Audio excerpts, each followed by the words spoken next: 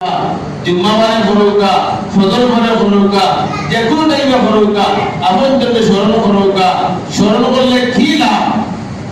বাচ্চা দেখে ইকো দুনিয়া লাভ না ছেলে দেখে ইকো আর কোরআনটা দরবারে হইতাম যে আল্লাহ আমিও মরলে যেন আমার খবর জানার জন্য আল্লাহ আমার লাগি দোয়া করনো হলে কোনো মানুষ জমিতে থাকবই তুমি রাখছো এগুলো আমরা শুনবো সারা জীবন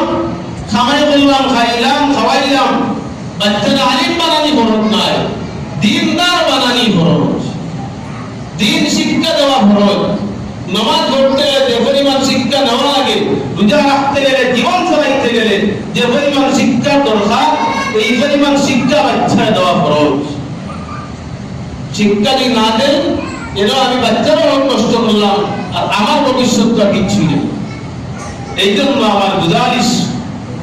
যে আমরা নিজে দিনের ভিতরে পরিপূর্ণরূপে ঢুকতাম পরিবারে দিনের ভিতরে ঢুকাইতাম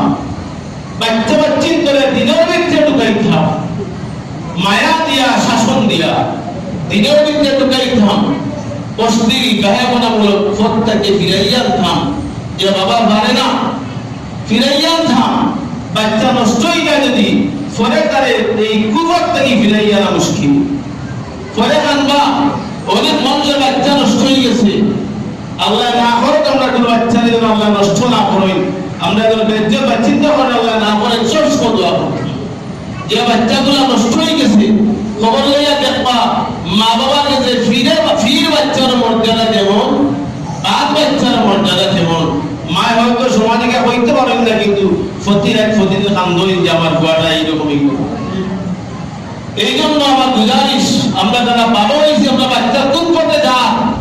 বাচ্চার হাতও আমি নষ্ট সামান উঠাইয়া দিতাম না